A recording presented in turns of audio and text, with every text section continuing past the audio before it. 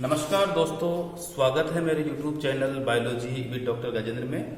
दोस्तों, आज जो टॉपिक पढ़ने हम जा रहे हैं वो टॉपिक है क्रोमोसोमल एबरेशन या गुणसूत्रीय परिवर्तन। गुणसूत्रों में किस किस प्रकार से परिवर्तन होते हैं, आज हमें उसका अध्ययन करना है।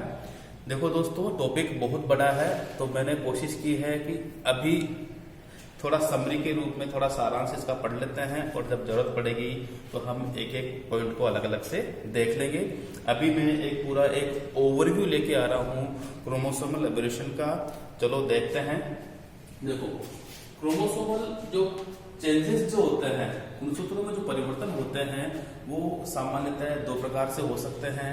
पहला है उसकी संरचना में परिवर्तन होना और दूसरा है उसके नंबर में परिवर्तन होना। मतलब कई बार क्या होता है, गुणसूत्र के अंदर या तो कोई पार्ट नया जुड़ जाता है या कोई पार्ट हट जाता है, या फिर उसके अंदर कुछ इंटरनल चेंजेस होते हैं जिससे क्या होता है मतलब उसका फिनोटाइप अलग आता है। बात समझ में आ रही है? गुणसूत्रों की संरचना में अगर परिवर्तन हो रहा है तो उसे हम बोलेंगे संरचनात्मक परिवर्तन, और अगर गुणसूत्रों की संख्या में परिवर्तन हो रहा है, संख्या अगर बढ़ रही है या घट रही है, उसे हम बोलेंगे न्यूमेरिकल चेंजेस। दो प्रकार हो गए, संरचनात्मक मतलब structural changes and numerical changes. Structural changes को फिर से दो भागों में बांट दिया गया है। कई बार क्या होता है, गुणसूत्र के अंदर ही चेंज आया है, एक गुणसूत्र के अंदर चेंज आया है, उसे बोलेंगे इंट्रा क्रोमोसोमल या अंतर गुणसूत्रीय परिवर्तन। और यदि गुणसूत्र का कोई जोड़ा है, दूसरा है, और उसमें चेंज आ रहा है, मतलब एक गुणसूत्र से दूसरे गुणसूत्र में कोई चेंज हो रहा है, एक गुणसूत्र दूसरे गुणसूत्र के फिनोटाइप को अफेक्ट कर रहा है, उसे बोलेंगे हम इंटर क्रोमोसोमल या अंतरा गुणसूत्रीय परिवर्तन। ठीक है, दोनों में अंतर समझ में आ गया होगा आपको। इंट्रा क्रोमोसोमल जो है, इसमें हम देखेंगे तीन प्रकार दिए गए हैं। एक विलोपन है मतलब डिलीशन, दूसरा इन्वर्जन या प्रतिलोमन, और तीसरा है डुप्लीकेशन मतलब द्विगुणन। ये इसके तीन प्रकार हैं। और दूसरा जो है वो है ट्रांसलोकेशन या स्थानांतरण अंतरा गुणसूत्रीय में। बहुत सी बुक्स में इनको चार प्रकार को एक साथ दे रखा है, मैंने थोड़ा उसे डिवाइड किया है। बाकी ये एक एक टॉपिक पर एक एक बड़ा वीडियो बन सकता है, लेकिन हम यहाँ पर सिर्फ कोशिश करेंगे इनको थोड़ा ब्रीफ में समझने की। सबसे पहला है विलोपन या डिलीशन। नाम से ही क्लियर है कि गुणसूत्र का कोई भाग टूट जाकर हट जाता है। बात समझ में आ रही है? कोई गुणसूत्र है, उसका कोई भाग टूट गया, टूटने के बाद जो पृथक हुआ जो भाग है उसमें सेंट्रोमियर तो होता नहीं है, तो उस टूटे हुए भाग को हम क्या बोल देते हैं, एसेंट्रिक क्रोमोसोम या मतलब जो बोलते हैं सेंट्रोमियर का क्या बोलते हैं, गुणसूत्र हो गया वो। तो वो बिना काम का होता है और वो बाद में नष्ट हो जाता है। ठीक है, तो यहाँ पर विलोपन में क्या हो रहा है कि गुणसूत्र का कोई भाग विलोपित हो जाता है, नष्ट हो जाता है या हट जाता है, डिलीट हो जाता है, उसे हम बोलते हैं विलोपन। इसका सबसे बेस्ट एग्जांपल है वो है क्राइडोचेट सिंड्रोम, जो ह्यूमन के गुणसूत्र नंबर 5 पर होता है। इसमें जो बच्चे के फिनोटाइप में क्या चेंज आएगा, बच्चा बिल्ली की तरह चिल्लाता है, मतलब है ना, इसे कैट लाइक क्राई बोल सकते हैं। तो उसकी तरह ये सिंड्रोम, मतलब उसकी तरह ये इसका फिनोटाइपिक अफेक्ट होगा। तो गुणसूत्र नंबर 5 पर डिलीशन होने से क्या होता है, ये विलोपन मतलब विलोपन होने से ये सिंड्रोम होता है। ठीक है, तो बात समझ में आ गई। विलोपन क्या है, गुणसूत्र कोई भाग को हटना। दूसरा है प्रतिलोमन या इन्वर्जन। प्रतिलोम मतलब कुछ नहीं है, गुणसूत्र है, मान लो ये गुणसूत्र है और ये इसका कोई भाग कटने के बाद या यहाँ से हटने के बाद ये 180 डिग्री पे घूमकर इसका उल्टा हो गया। जो सीक्वेंस हम यू काउंट गिन रहे थे, अब वो उल्टी हो गई, है ना। तो उससे क्या हो जाएगा, उसका फिनोटाइपिक चेंज मतलब फिनोटाइप जो आएगा वो भी परिवर्तन उसमें भी हो जाएगा। बात समझ में आ रही है?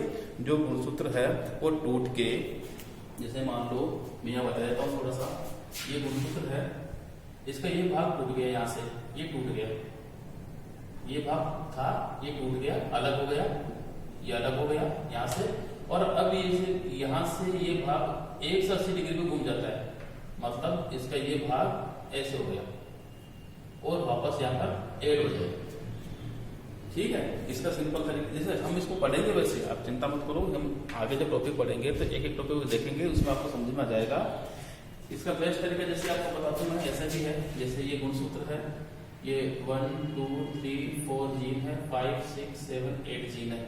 अब इसमें डिलीशन होने के बाद में सॉरी इन्वर्जन होने के बाद में क्या होगा, जैसे 1 2 है ना 4 3 5 6 7 8।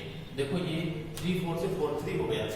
अगर 3 4 से 4 3 हो गया सेंट्रोमियर के अंदर अंदर, तो इसे बोलेंगे हम पेरीसेंट्रिक इन्वर्जन। गुणसूत्र का ये खंड था यहाँ से टूट के और ये उल्टा लग गया, ऐसा मान सकता है।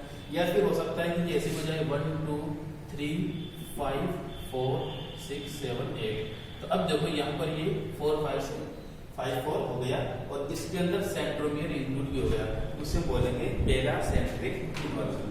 तो इन्वर्जन दो तरह का हो गया, यदि सेंट्रोमियर इंक्लूड है तो हम बोलेंगे पेरासेंट्रिक, और सेंट्रोमियर इंक्लूड नहीं है तो हम बोलेंगे पेरासेंट्रिक।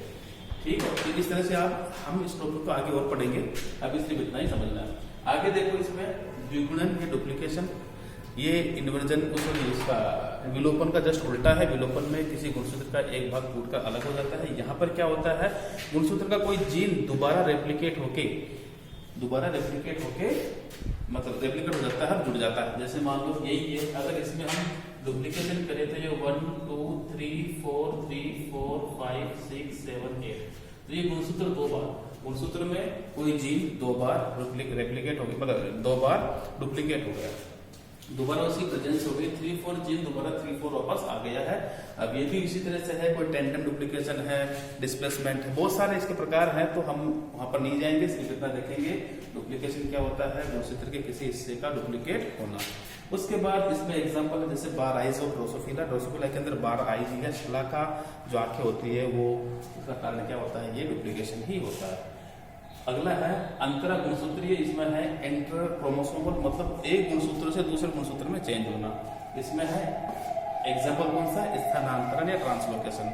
देखो ट्रांसलोकेशन का वैसे सिंपल डेफिनेशन है exchange of DNA segment between two non homologous chromosome, उसे हम ट्रांसलोकेशन कहते हैं। और अगर ये एक्सचेंज जो है होमोलोगस मतलब टू होमोलोगस क्रोमोसोम, सॉरी उल्टा बोल दिया मैंने, अगर डीएनए सेगमेंट का टू होमोलोगस क्रोमोसोम के बीच में एक्सचेंज होता है तो हम उसे बोलेंगे क्रॉसिंग ओवर। क्या बोलते हैं, क्रॉसिंग ओवर। और अगर नॉन होमोलोगस के बीच में अगर एक्सचेंज होता है डीएनए सेगमेंट का तो उसे हम क्या बोलते हैं, ट्रांसलोकेशन। लेकिन यहाँ पर देखा जाए तो ट्रांसलोकेशन का मतलब क्या होगा, डीएनए के एक खंड का दूसरे डीएनए या गुणसूत्र के किसी एक खंड का गुणसूत्र के किसी दूसरे गुणसूत्र पर जाना ट्रांसलोकेशन कहलाता है।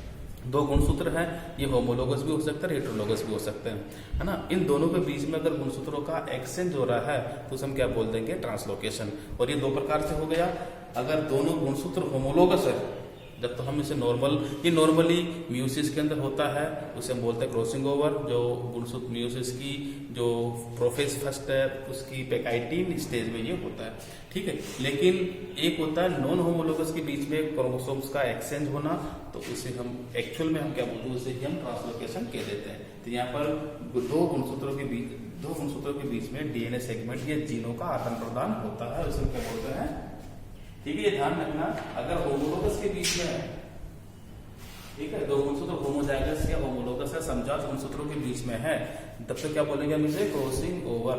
और अगर नॉन होमोलोगस के बीच में है तो क्या बोलेंगे इसे, हम क्या बोलेंगे, स्थानांतरण। यहाँ तक बात समझ में आ गई थी। अब आगे है दूसरा, संख्यात्मक चेंज होना या न्यूमेरिकल चेंज, गुणसूत्रों की संख्या में कमी या बढ़ोतरी होना, क्या कहा जाता है, न्यूमेरिकल चेंजेज ऑफ क्रोमोसोम्स।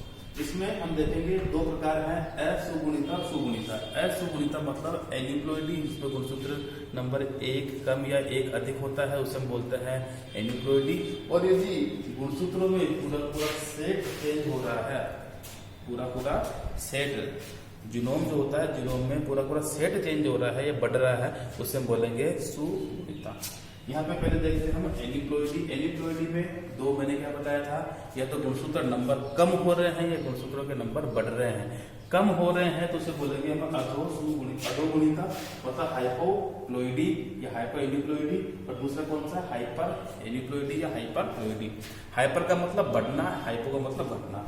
यदि एक गुणसूत्र कम होता है, यदि एक गुणसूत्र में एक, जैसे ये एक गुणसूत्र है, ये दूसरा गुणसूत्र है, ये दोनों समजात गुणसूत्र है, एक जोड़ा होता है, ठीक है।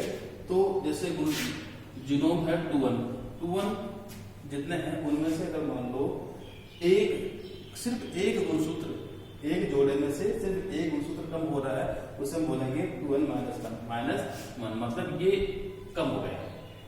बात समझ में आ रही? जैसे मान लो 23 जोड़े हैं 22 प्लस XY, ऐसे मान लो आपको एक गुणसूत्र ये हो गया और एक गुणसूत्र ये दोनों जोड़े के रूप में रहते हैं। ठीक है, ये ऑटोसोम भी हो सकते हैं ना, तो ऐसे मान लो ऐसे कर सकते हैं 22 प्लस X रह गया, Y रह गया, इसे क्या बोलेंगे हम? मोनोसोमी। सबसे पहले क्या हो गया? मोनोसोमी मतलब एक जोड़े में से सिर्फ एक गुणसूत्र कम होना, 2n - 1 वाली कंडीशन आना, वो हो गया मोनोसोमी।